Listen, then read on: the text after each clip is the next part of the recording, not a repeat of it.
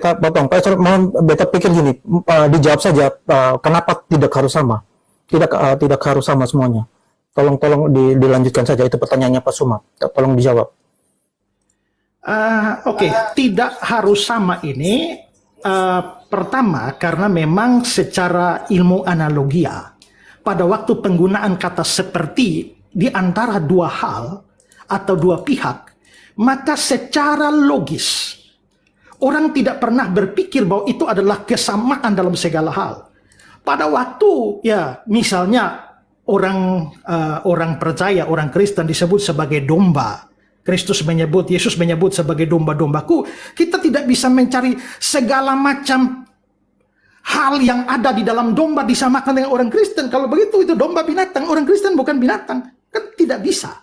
Jadi pertama, dasar pertama tidak boleh semua persamaan. Itu adalah dasar logika dalam ilmu analogia. Itu pertama.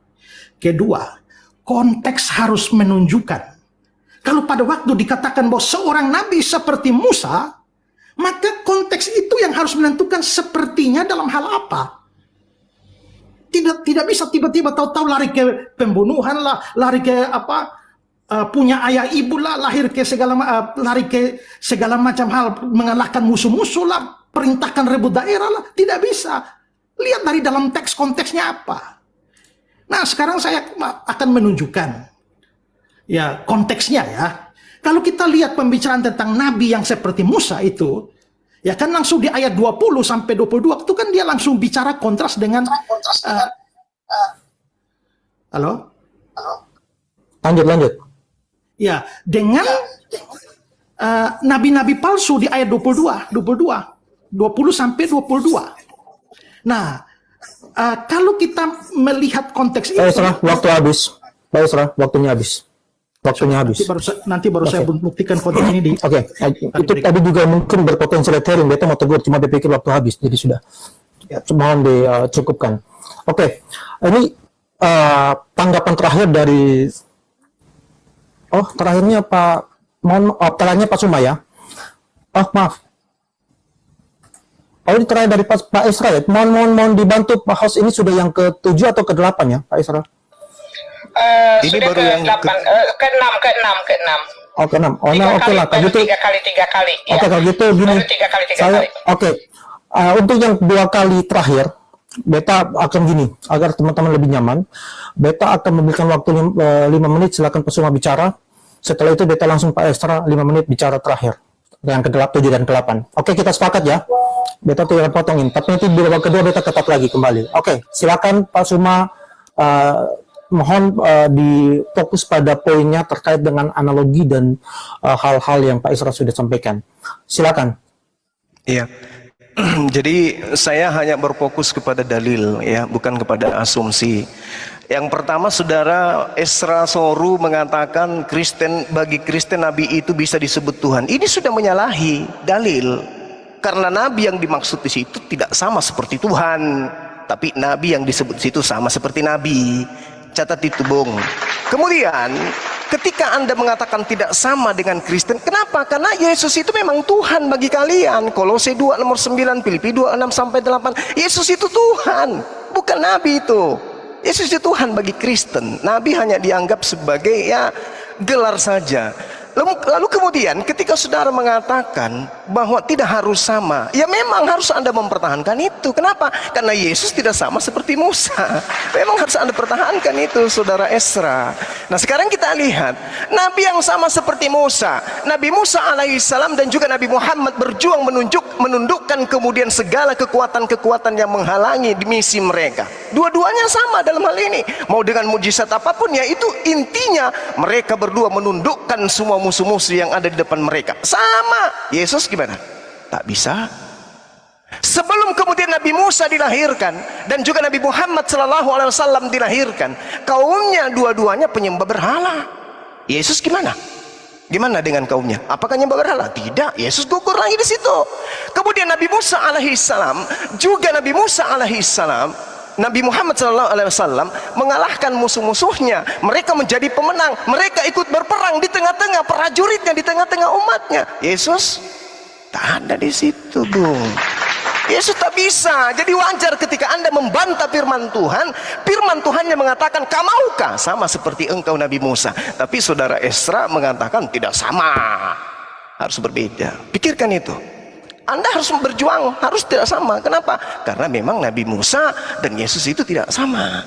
Kemudian Nabi Musa alaihissalam dan juga kemudian baginda Rasul Muhammad sallallahu alaihi wasallam, Nabi Musa menyelamatkan umatnya dari kekejaman Fir'aun dan bangsa Mesir, serta melakukan kemudian hijrah dari Mesir ke negeri lain, yaitu Madian, atau menghindari serangan-serangan Fir'aun.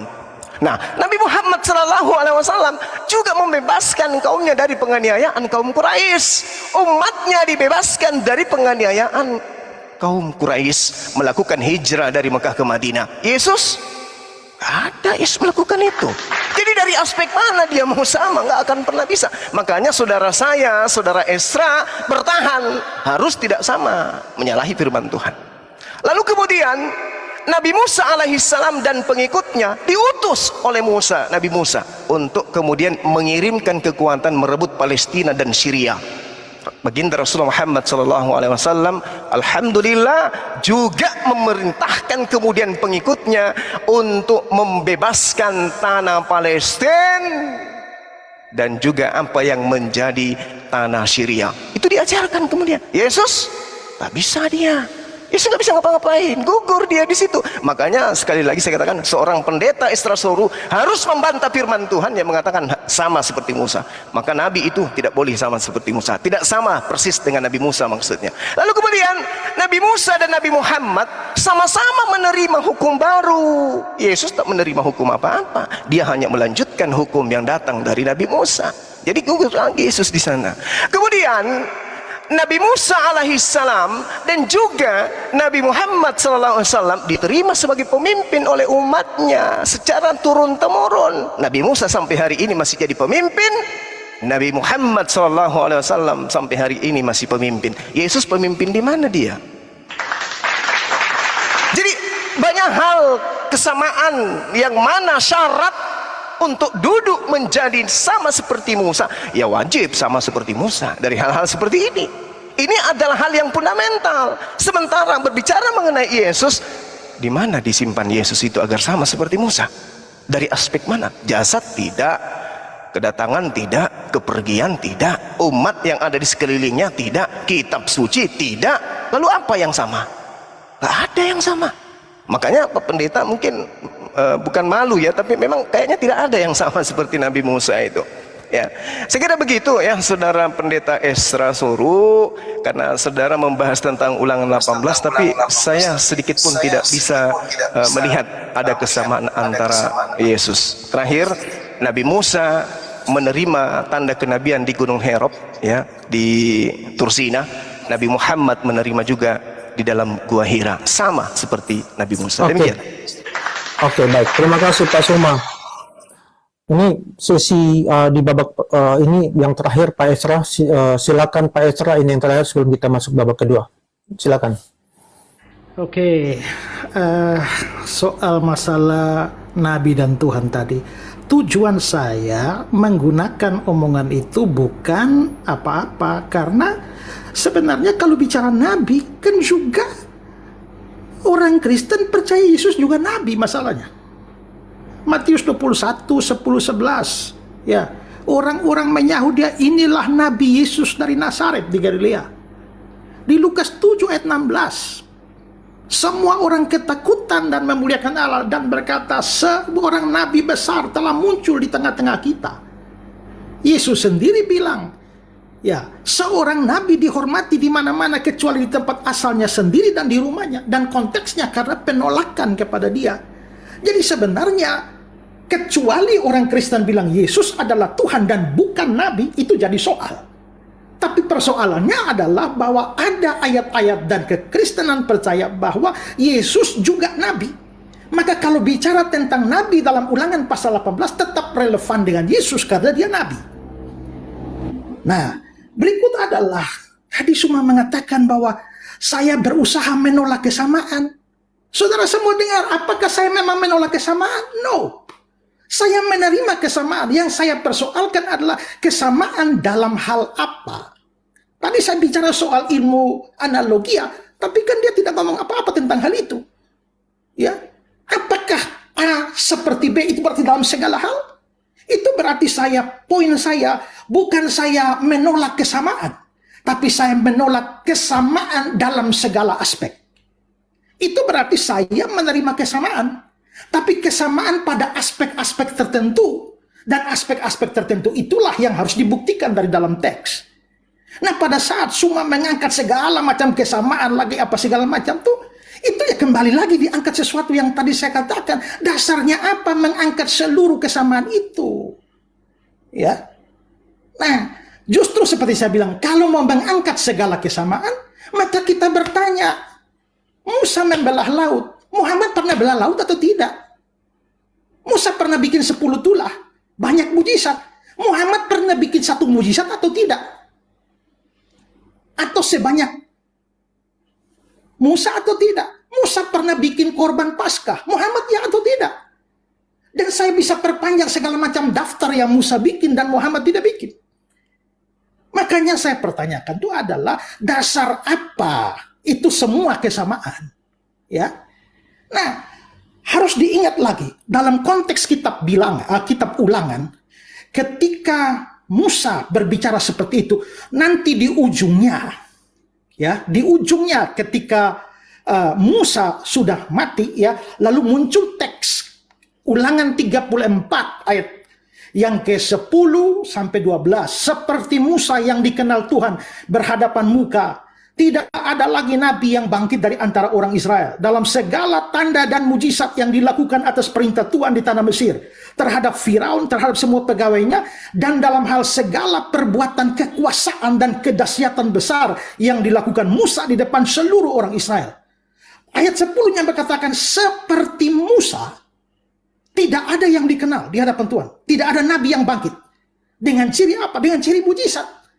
Jadi salah satu ciri, justru saya membuktikan dari dalam teks bahwa salah satu kesamaan seperti Musa, menurut Ulangan 34 ayat 10 itu adalah tanda-tanda dan mujizat. Maka pertanyaannya, Muhammad bikin mujizat apa? Ya. Lalu kalau kita juga melihat lagi bahwa tadi persoalannya adalah kalau itu Muhammad kan jadi aneh bahwa Nabi itu akan berasal dari saudara-saudaramu. Dan tadi saya kira ada penjelasan yang tidak selesai dari Summa. Itu adalah dia mulai lari ke Abraham, nanti lari ke Ismail, lalu turun bangsa Arab. Memangnya Ismail itu saudaranya Israel? Saudaranya Israel itu, Israel kalau dilihat secara pribadi itu Yakub. Saudaranya Esau, Bani Edom. Kalau Ismail itu terlalu ke atas. Nah, itu namanya exegesis dari orang yang tidak mengerti hermeneutika Alkitab sehingga dipaksakan seperti itu. Ya. Lalu kalau kita bisa melihat juga bahwa Nabi itu, kalau dikatakan tentang Nabi itu, dia berbicara demi nama Yahweh. Di situ kata Tuhan besar, itu YHWH, Yod-He-Waw-He, Yahweh Allah Israel. Tuhannya orang Israel. Lalu setelah itu langsung dibicarakan tentang nabi-nabi palsu. Pertanyaannya adalah bahwa kapan Muhammad pernah berbicara demi nama Yahweh Tuhannya Israel? Tidak ada. Kalau tidak ada, maka justru apa yang dikatakan di sana bahwa berbicara konteksnya nabi palsu, maka justru kalau Muhammad mau dipaksa waktunya. Oke, Pak Isra, sudah selesai. Oke, sudah selesai. Oke, baik. Terima kasih semuanya. Kita memberi aplaus masing-masing dari rumah terhadap kedua pendebat. Babak pertama sudah selesai. Kita akan masuk babak yang kedua. Kedua pendebat sudah siap atau masih mau minum dulu? Mau minum silakan. Oke, baik. Kita akan mulai. Pak Isra siap, Pak Suma siap. Oke, kalau tidak ada berarti sudah siap. Oke, Izin 1 menit. Kita masuk. Izin 1 menit. Oke, silakan. Kembalikan dulu ke host untuk meriahkan acara kita dulu. Itu lagi di opening lagi tadi ya. Sekarang opening bagiannya Pak Isra Soru kan 10 menit Bang Inspirasi untuk babak kedua. Betul. Makasih host. Thank you. Oke.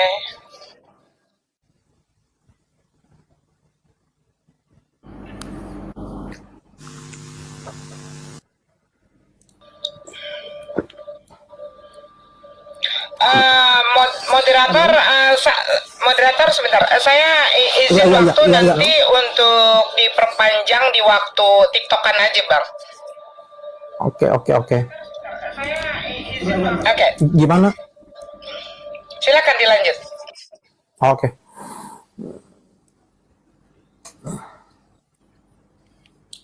Saya sudah mulai ya. Sudah. Oke. Silakan timer siap. Dimulai Pak Esra, siap ya. Dimulai dari sekarang. Oke.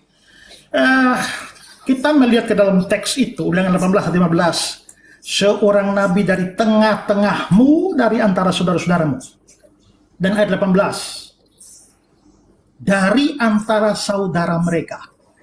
Maka identitas nabi ini penting, yaitu dia berasal dari tengah-tengah saudara-saudaramu. Nah, pertanyaannya adalah, apa yang dimaksudkan dengan dari tengah-tengahmu, dari saudara-saudaramu?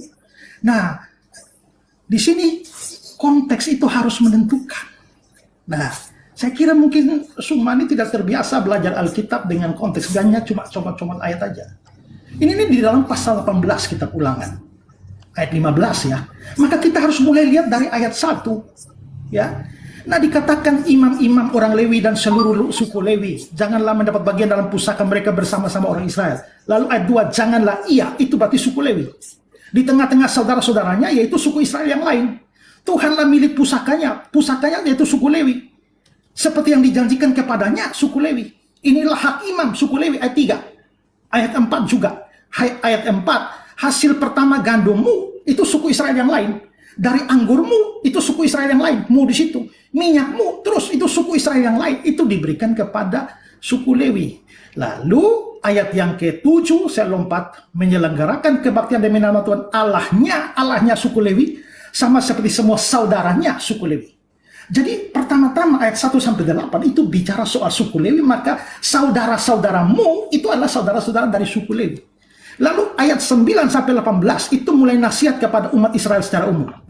Apabila engkau umat Israel sudah masuk ke negeri yang diberikan kepadamu umat Israel, Tuhan Allahmu umat Israel, janganlah engkau umat Israel. Lalu ayat 10, dan di antaramu itu umat Israel. Lalu loncat ke ayat yang ke-12, sebab setiap orang yang melakukan hal itu adalah kekejian dari Tuhan. Dan oleh karena kekejian inilah Tuhan Allahmu umat Israel menghalau mereka dari hadapanmu, itu umat Israel. Lalu ayat 13 itu semua mu di situ dan kau di situ adalah umat Israel. Maka muncullah ayat 15. Seorang nabi dari tengah-tengahmu, itu dari tengah-tengah umat Israel, bukan dari orang Arab. Dari antara saudara-saudaramu, itu Israel. Lalu dari ayat yang ke-18, seorang nabi akan kubangkitkan bagi mereka, bagi umat Israel. Di antara mereka, umat Israel, seperti engkau. Dia akan mengatakan kepada mereka, umat Israel, segala yang kuperintahkan padamu. Nah, itu berarti bahwa frase dari tengah-tengahmu dan dari antara saudara-saudaramu, itu tidak bisa di luar dari 12 suku Israel. Bagaimana larinya loncatnya sampai ke Abraham, lalu Ismail, lalu turun bangsa Arab. Itu terlalu jauh. Nabi ini harus dari kalangan orang Israel dan bicara untuk umat Israel. Muhammad bukan nabi dari kalangan Israel dan tidak bicara secara khusus untuk orang Israel. Ya. Begitu juga dari antara saudara-saudaramu, itu frase yang umum di dalam kitab-kitab Taurat. Imamat 10 ayat 6, Imamat 25 ayat 26, juga Hakim-Hakim 20 ayat 13. Dan kalau kita bicara konteks yang lebih dekat, Ulangan 17 ayat 15. Ini soal pemilihan raja.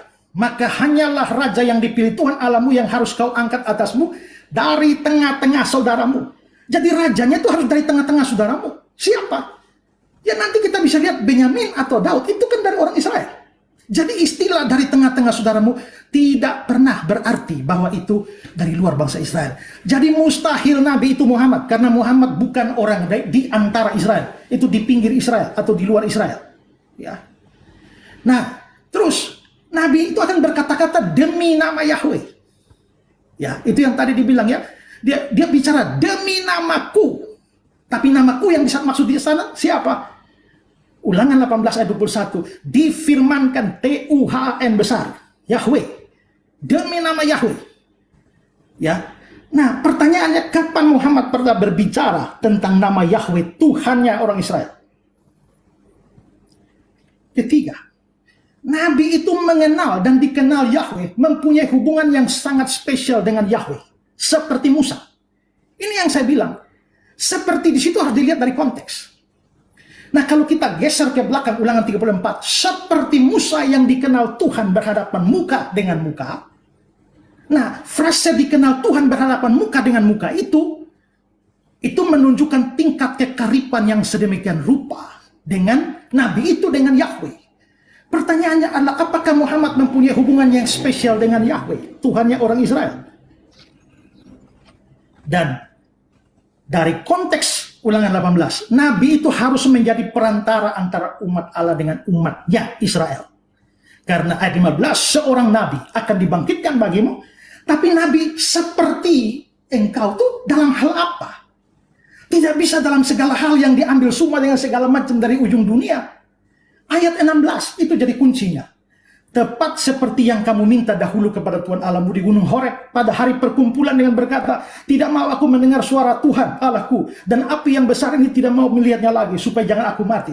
Lalu berkatalah Tuhan kepadaku, apa yang mereka katakan itu baik. Seorang nabi kubangkitkan bagi mereka.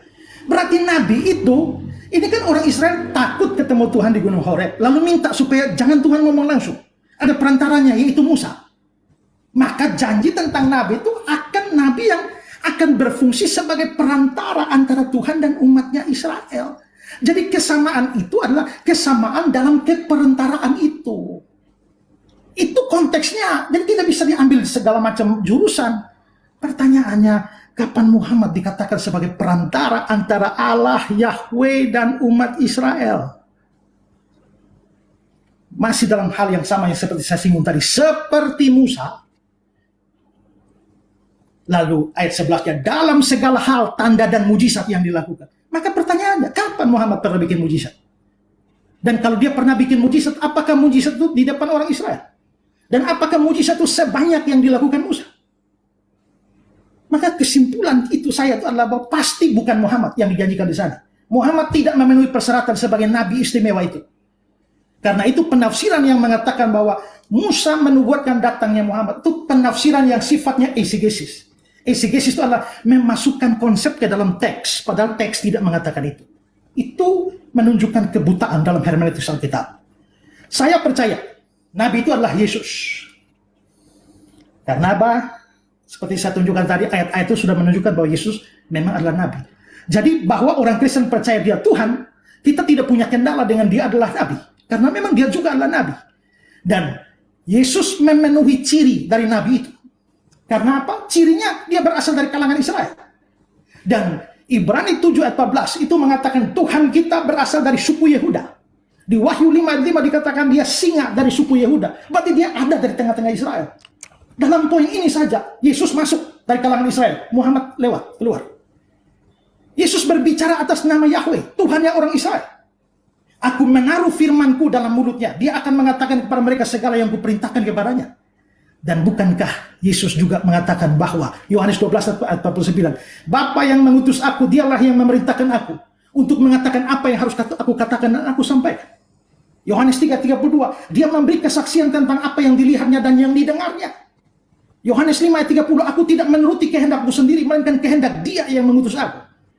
Yohanes 8 ayat 26, apa yang ku dengar daripadanya itu yang ku katakan. Jadi betul-betul persis seperti nubuat Nabi di Ulangan 18 itu. Berikutnya, Yesus punya hubungan spesial dengan Yahweh. Seperti Bapa mengenal aku mengenal Bapa. Yohanes 10 ayat 15. Aku dan Bapa satu. Yohanes 10 ayat 30. Tidak seorang pun mengenal anak selain Bapa. Dan tidak seorang pun mengenal Bapa selain anak. Yohanes 11 ayat yang ke-27. Dan Yesus memang menjadi perantara umat. Tidak ada seorang pun yang dapat datang kepada Bapa kalau tidak melalui aku. Seperti Musa diminta untuk menjadi perantara antara umatnya dengan Allah. Sesuai konteks Ulangan 18 ayat 16. Musa jadi perantara. Seperti Musa itulah dalam hal keperantaraan. Yesus menjadi perantara. Yohanes 14 ayat 6. Tidak seorang pun dapat datang kepada Bapa kalau tidak melalui aku. 1 Petrus 3 ayat 18. Supaya dia membawa kita kepada Allah. Dan 1 Timotius 2 ayat 5. Dia yang menjadi pengantara antara Allah dan manusia, yaitu manusia Kristus Yesus. Maka tugas perantaraan ini dilakukan oleh Yesus. Tidak ada yang bisa datang kepada Allah tanpa lewat Yesus. Makanya saudara semua, saya tidak peduli bagaimanapun juga, tapi Saudara orang berdosa, saya orang berdosa, kita semua layak masuk neraka. Tanpa keperantaraan Yesus, semua akan pergi ke neraka. Karena itu, saudara mungkin tidak mau percaya, tapi saya tetap meminta percayalah kepada Yesus supaya selamat. Kalau tidak, saudara nggak selamat. Berikut, Nabi itu membuat banyak mujizat, dan Yesus ternyata membuat begitu banyak mujizat. Yohanes 6 ayat 14 itu ya, kalau kita lihat, begitu melihat mujizat, orang langsung percaya, dia Nabi akan datang. Yohanes 6 ayat 14. Ketika orang-orang itu melihat mujizat yang telah diadakannya, mereka berkata, dia ini adalah benar-benar Nabi yang akan datang ke dalam dunia. Jadi kita bisa lihat, Nabi yang akan datang ke dalam dunia itu seperti yang dimaksudkan dengan Nabi yang dijanjikan oleh Oke, Pak Isra. Pak Isra, saya Waktu sudah selesai. lanjut. Pak Isra. Iya, makasih timer. Oke. Pak Isra sudah cukup. Oke. Wah, ini cukup banyak poinnya. Beta cukup khawatir kalau bisa jadi melebar kemana-mana. Jadi beta akan memperingkasnya begini. Mungkin ada dua hal, dari di samping ada banyak hal yang Pak Isra sampaikan. Pertama adalah argumen Pak Isra terkait di tengah-tengah saudaramu. Yang dimaksud adalah ya saudara-saudara suku Lewi dari suku Israel, bukan suku Arab. Itu menurut Pak Isra, menurut konteks itu, bukan dari suku Arab. Jadi mustahil itu Muhammad, dia harus pada orang dari dalam suku Israel. Menurut Pak Isra itu merujuk pada Yesus gitu. Kemudian ya raja-raja di tengah saudaramu itu harus dari orang Israel, dan Nabi yang datang itu harus bicara atas nama Yahweh gitu. Apakah Nabi Muhammad bicara atas nama Yahweh itu dipertanyakan, apakah Muhammad juga mempunyai hubungan dekat dengan Yahweh gitu. Kemudian Nabi yang datang itu dikatakan sebagai perantara Yahweh gitu, ya seperti Musa. Nah, Yesus katanya demikian. Apakah Muhammad demikian? Itu juga dipertanyakan. Nah, kemudian Pak Isra juga mengatakan Nabi yang datang itu harus membuat mujizat gitu. Musa membuat banyak mujizat, Yesus membuat banyak mujizat, dan menurut konteksnya Pak Isra, mujizat itu ya harus dilakukan di tengah-tengah orang Israel. Nah, itu pertanyaannya juga menjadi, apakah Muhammad melakukan mujizat juga? Apakah sebanyak yang Musa maupun Yesus sampaikan di tengah-tengah orang Israel juga? Nah, ini yang perlu ditanggapi oleh Pak Suma. Kita kasih poinnya begini. Yang pertama ya, Pak Suma juga membuat kesamaan-kesamaan tertentu. Kemudian sekarang Pak Isra juga membuat kesamaan-kesamaan tertentu. Nah, ini yang harus ditanggapi Pak Suma adalah, apakah kesamaan-kesamaan ini suatu yang relevan, suatu yang kontekstual dengan ayat tersebut, atau tidak? Atau kalau tidak, itu kenapa? Kalau itu merujuk pada Muhammad, kenapa juga demikian? Kalau menolak poin-poinnya PSA juga, itu juga kenapa demikian? Itu perlu dielaborasi. Jangan bicara hal lainnya. Mohon beta mungkin di babak kedua harus lebih ketat lagi. Jadi on point, harus sesuai dengan poin-poinnya. Baik, Pak Suma, kalau sudah siap 5 menit, sudah siap ya Pak Suma ya? Oh, maaf Pak Suma, sebelumnya saya mau tanya dulu Pak Suma, mungkin ada dari pernyataan pembukanya Pak Isra yang mungkin Pak Suma kurang paham, baik itu terkait istilah atau apapun, supaya Pak Isra harus klarifikasi dulu. Nah, ini waktu tidak jalan. Moderator, yang saya lihat silakan, justru silakan. Pak Isra Suruh ini yang tidak paham materi. Itu aja dari saya. Oh, begitu saja. Iya, Oh ya, iya, beliau saya yang pikir ada mau klarifikasi apa? Oke. Enggak. Oke. Pak Pendeta Isra ini yang enggak paham ya. Jadi gini. Oke, baik. Oke. Jadi Oke, 5 menit dimulai dari sekarang.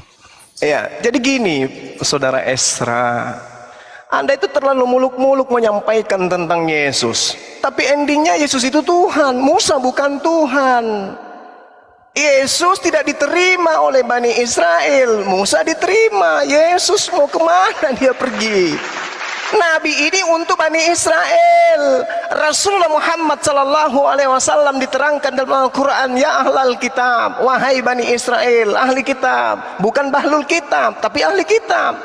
Qad ja'akum rasuluna yubayyinu lakum katsiran mimma kuntum tukhfuna minal kitabi wa ya'fu an katsir. Jadi Rasulullah Muhammad sallallahu alaihi wasallam diperintahkan oleh Tuhannya Abraham, Ishak dan Yakub datang untuk menyeru Bani Israel. Jadi yang dibihilla manitama ridwanahu subulan salam. Baginda Rasulullah Muhammad SAW adalah satu-satunya jalan keselamatan bagi Bani Israel menuju kepada Tuhan yang datang kepada Nabi Ibrahim. Ingat Saudara Esra, orang-orang Yahudi, saudara-saudara kami Bani Ishak tidak pernah memanggil Tuhan mereka dengan panggilan Yahweh. Yahweh itu dewa, bung.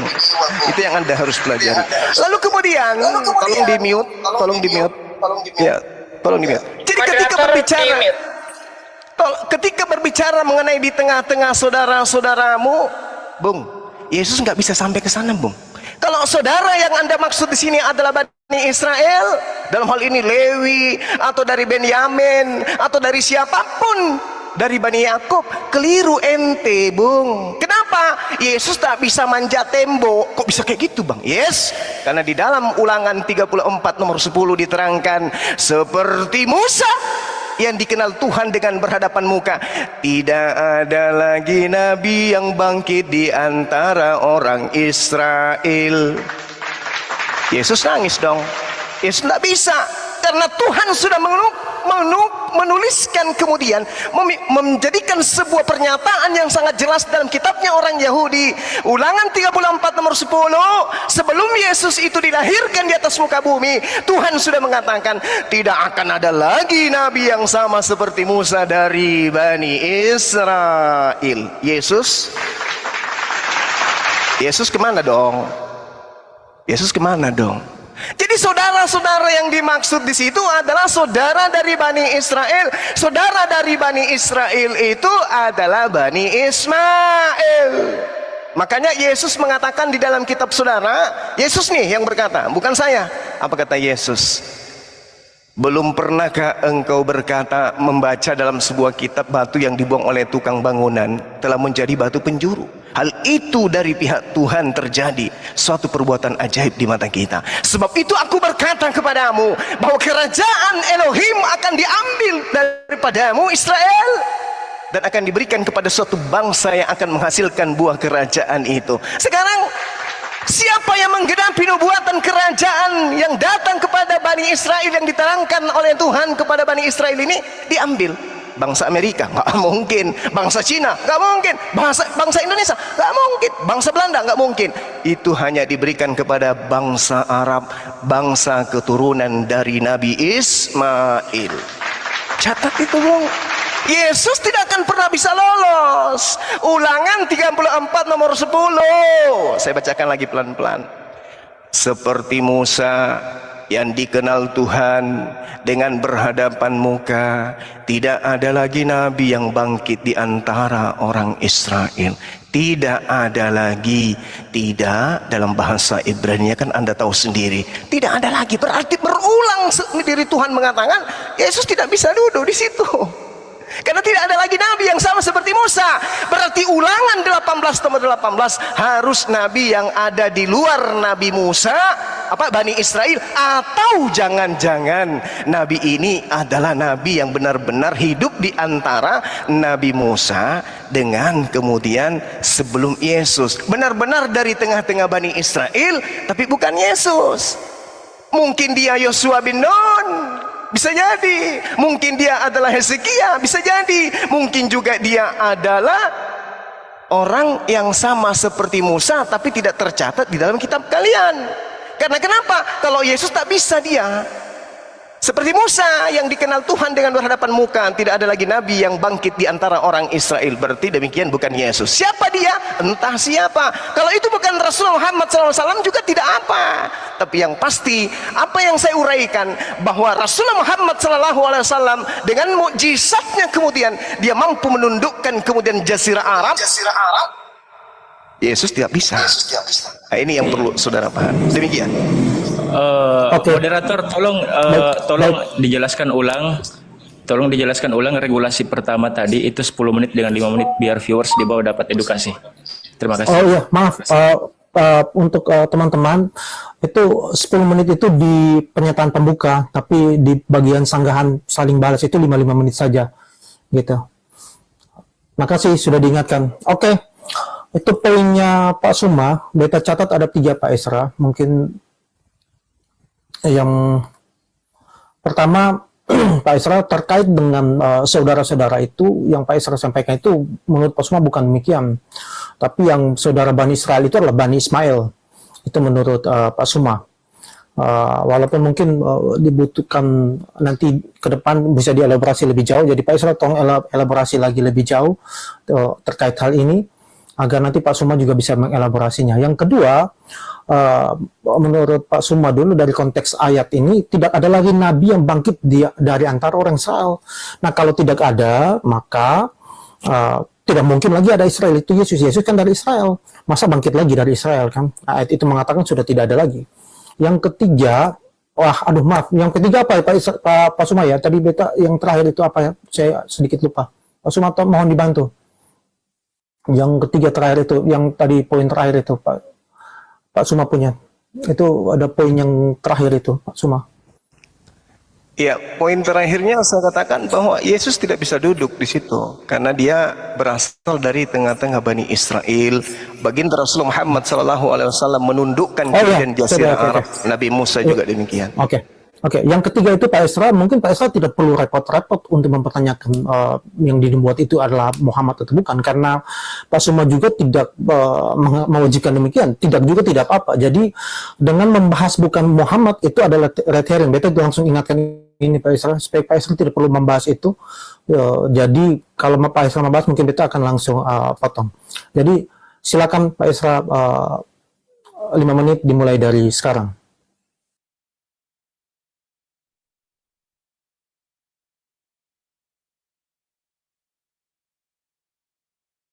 Itu di mute itu, mute itu tolong dibuka mute mic-nya dulu.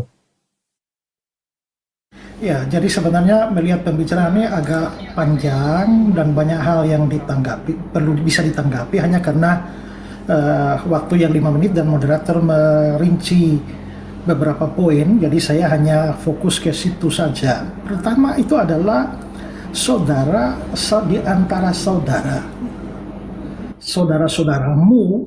Saya tadi mengatakan bahwa di antara saudara-saudaramu itu saya memakai dalil konteks dari teks itu. Bahwa konteks dari teks itu menunjukkan bahwa saudara-saudara itu dari kalangan orang Israel. Nah, kalau sekarang cuma larinya ke Ismail, dasarnya itu apa? Ya. Karena kalau kita melihat dari hubungan Ismail dan Israel, itu Ismail itu bukan saudaranya Israel. Ya, itu di atas sana itu. Karena Ismail itu kan saudaranya si Ishak. Sedangkan Israel kalau menunjuk pada orang itu Yakub, dan Bani Israel itu adalah keturunan Yakub. Sehingga kalau memang kita bicara saudara mau keluar di antara suku-suku Israel, maka paling dekat itu adalah Edom. Tapi bagaimana larinya sampai Ismail yang lebih jauh di atas sana? Jadi saya mengatakan itu dari kalangan orang Israel, ada dalilnya yaitu konteks. Tapi Ismail itu bagaimana sampai bisa larinya ke Ismail itu dasarnya apa? Ya, oke lah, seandainya dibilang Ulangan 34 ayat 10, maka Nabi itu tidak bangkit dari antara orang Israel. Kalau seandainya saya mau terima itu, Nabi itu tidak dari Israel, tapi mengapa harus dari Ismail? Dasarnya itu apa? Kedua, Ulangan 34 ayat 10, seperti Musa yang dikenal Tuhan dengan berhadapan muka, tidak ada lagi nabi yang bangkit dari antara orang Israel. Lalu akhirnya semua pakai ini, bahwa itu pasti bukan Yesus, karena Yesus itu dari kalangan Israel, dan ayat ini bilang tidak ada nabi bangkit dari antara orang Israel. Disinilah saya melihat bahwa memang ya satu lagi menunjukkan bahwa semua tidak terbiasa membaca Alkitab dengan memperhatikan konteks. Ya. Kalau hanya dilihat tidak ada lagi nabi yang bangkit dari antara orang Israel, ingat di situ masih ada koma. Lalu ada lanjutannya ayat 11-12. Lalu ayat 10 sebelumnya itu ada seperti Musa yang dikenal. Itu berarti bahwa, perhatikan ayat 10, seperti Musa yang dikenal Tuhan berhadapan muka. Lalu ayat 11, dalam segala tanda dan mujizat. Maka seluruh konteks itu harus ditafsirkan bahwa dalam hal dikenal Tuhan berhadapan dengan muka dan dalam hal mujizat tidak ada lagi nabi yang bangkit dari antara orang Israel. Kalau hanya tidak ada nabi yang bangkit dari orang Israel, jadi aneh. Karena setelah itu kan ada nabi Yesaya, Yeremia, Yeskiel, Daniel. Masih banyak nabi setelah Musa. Kalau begitu maka ayat ini tidak bisa ditafsirkan tidak ada nabi yang bangkit dari antara orang Israel. Dan karena itu harus dari bangsa lain. Dari Arab misalnya. Tidak. Maka maksudnya tidak ada nabi seperti Musa yang bangkit lagi. Tapi sampai kapan? Ulangan pasal 34 itu bagian akhir dari kitab Ulangan. Yang pasti bukan ditulis oleh Musa, karena di dalamnya ada tulisan cerita tentang kematiannya, itu berarti bagian ini itu ditulis oleh generasi selanjutnya, mungkin oleh Esra. Kalau itu benar, maka sampai zaman itu, maksudnya sampai zaman penulisan Ulangan 34 ayat 10, memang tidak ada nabi bangkit dari antara orang Israel. Dalam hal apa? Dalam hal seperti Musa berhadapan muka dengan Tuhan, dan dalam hal mujizat. Sampai kapan ternyata Yesus datang punya hubungan yang istimewa dengan Yahweh dan membuat banyak mujizat. Kalau konteks ini dibaca seluruhnya, maka kesimpulannya tidak bisa larinya ke Ismail sana. Lalu dikatakan, Muhammad menundukkan Jazirah Arab. Muhammad bikin mujizat menundukkan Jazirah Arab. Mujizat macam apa yang dibicarakan dalam Pak Isra tidak usah bahas itu tentang Muhammad. Pak Isra, mohon Pak Isra, jangan dibahas tentang Muhammad, karena Pak Suma pun tidak mengatakan bahwa itu mujizat untuk menubuat untuk Muhammad. Tidak sedang membahas itu. Entah tidak pun tidak apa-apa. Jadi Pak Isra jangan menyinggung itu red herring sih. Tapi kan tadi dia kan bilang bahwa mujizat yang dibikin Muhammad ke Jazirah Arab. Iya, mungkin untuk ya oke. Tapi gini Pak Isra, tapi jangan dibahas itu lebih jauh. Beta pikir nanti itu keluar apa. Jadi bahas saja yang.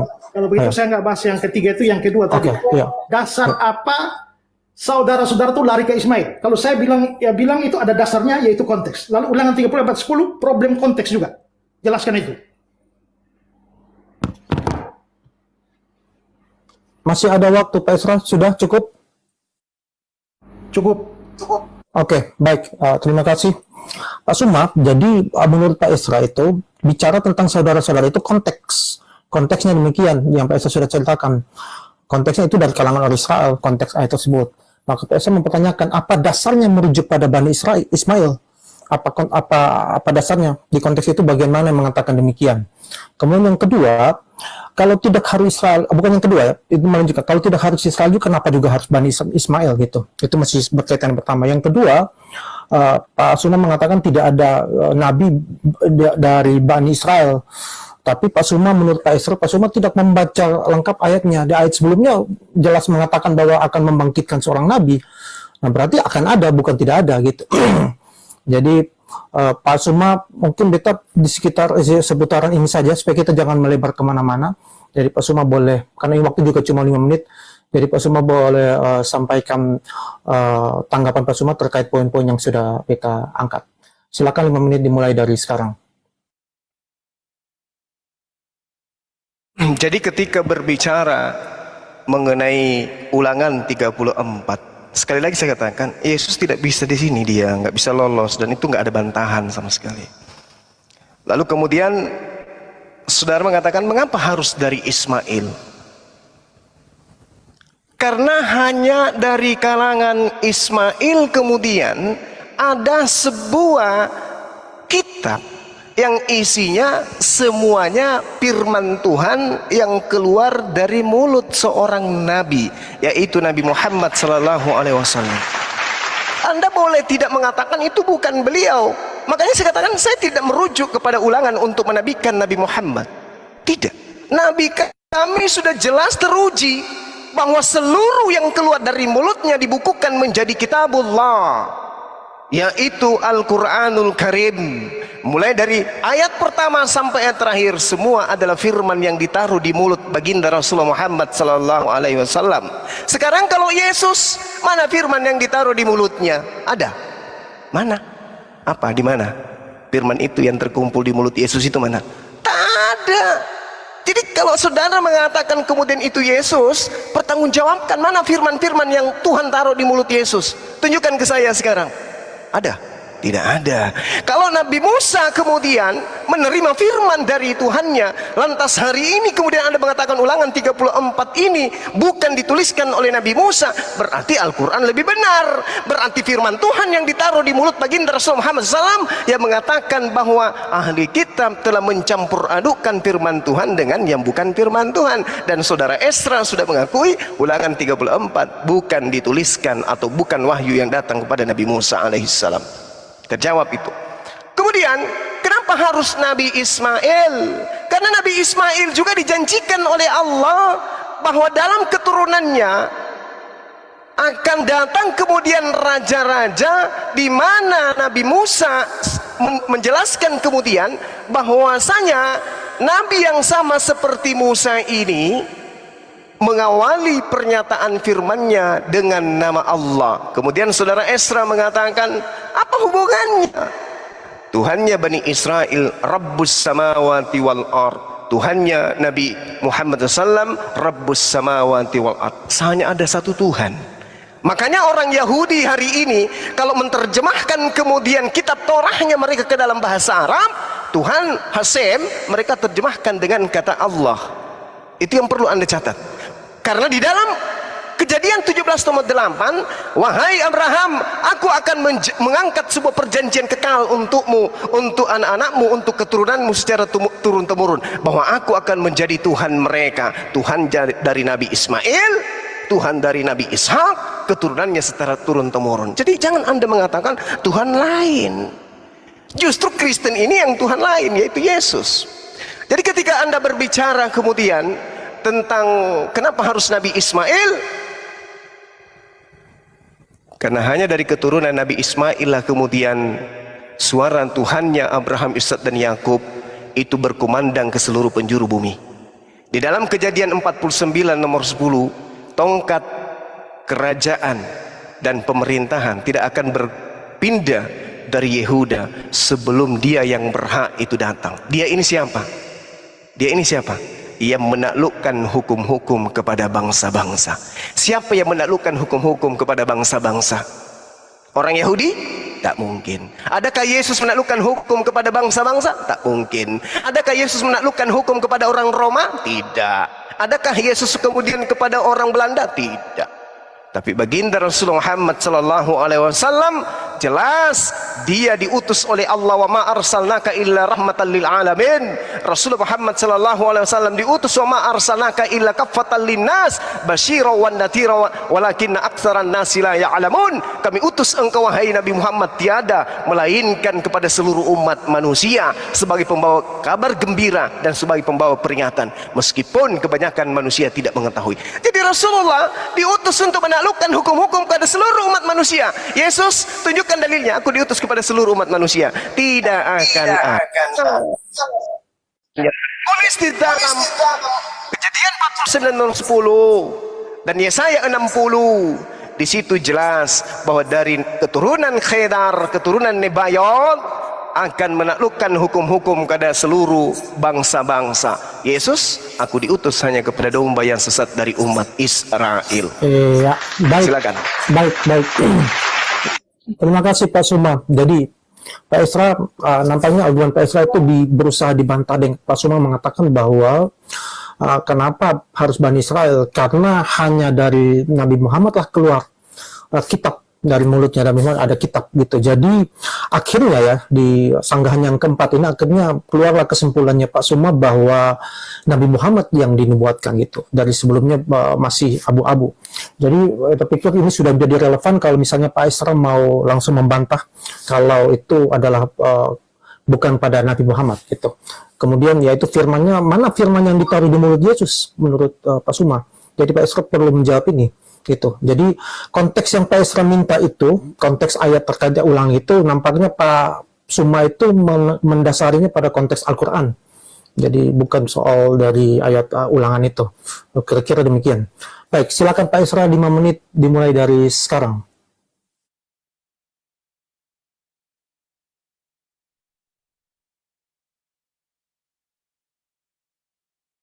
Pak Esra, open mic ini ya. Ya, jadi tadi dalam komentar awal beliau mengatakan bahwa untuk ulangan 34 ayat 10 Yesus tidak akan lolos. Tapi kan saya menunjukkan tadi kesalahan penafsiran dia itu adalah dia tidak memperhatikan, semua tidak memperhatikan konteks ayat itu, yaitu ayat 10 dan ayat 11 sampai 12. Dia cuma lihat kalimatnya saja, yaitu bahwa tidak ada lagi nabi yang bangkit dari antara orang Israel. Tadi kan saya sudah tunjukkan bahwa tidak ada lagi nabi yang bangkit dari antara orang Israel. Tidak bisa ambil itu karena itu jadi soal. Karena setelah Musa itu masih bangkit banyak nabi dari Israel. Kalau begitu arti apa tidak ada lagi nabi yang bangkit dari antara orang Israel? Artinya dihubungkan dengan ayat 10, yaitu seperti Musa yang dikenal Tuhan berhadapan muka. Lalu ayat 11 sampai 12 yaitu dalam urusan mujizat tanda-tanda yang dilakukannya. Dengan kata lain, sampai pada bagian itu tidak ada nabi yang bangkit dari antara orang Israel yang seperti Musa yang berhadapan muka dan yang melakukan mujizat-mujizat. Jadi bukan soal tidak bikin mujizat.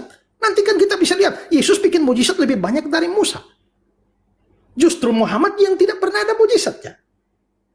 Jadi, saya pakai argumentasi ini, tapi ya, dia tidak bahas argumentasi saya, tapi dia hanya cuma berkata lagi bahwa Yesus tidak lolos. Ya kalau ngomong begitu, ya semua orang juga bisa. Kedua, bahwa itu dari kalangan Ismail karena tidak ada bangsa lain yang akhirnya turun kitab. Nah inilah yang saya kira problemnya semua ini kelihatannya perlu belajar hermeneutics Alkitab dengan baik.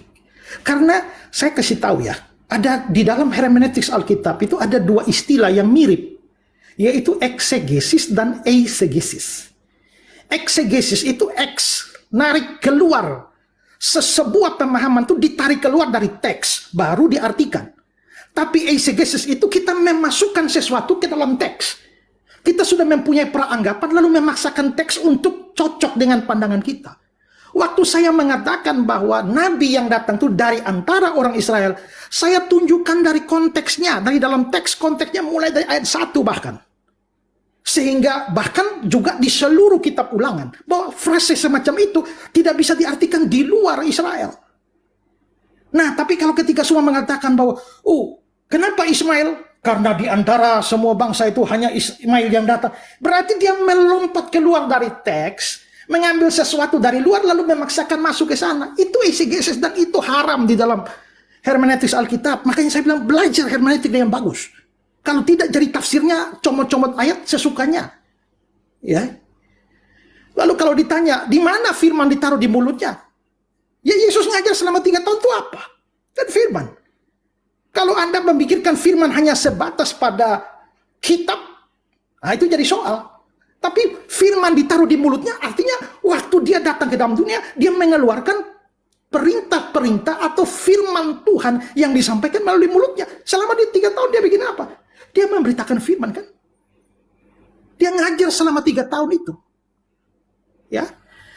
Waktu saya bilang ulangan 34 bukan ditulis oleh Musa, ya ada dasarnya karena pada waktu itu kan masa Musa cerita tentang kematiannya sendiri.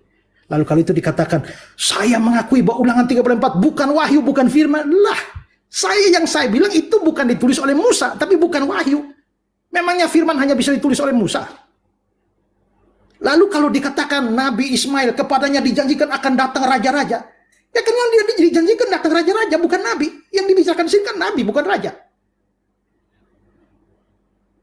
Jadi, saya kira Suma membuat penafsiran yang fatal dengan memasukkan ide dari luar ke dalam teks yang jelas-jelas teks itu mengatakan dari kalangan Israel sendiri. Demikian.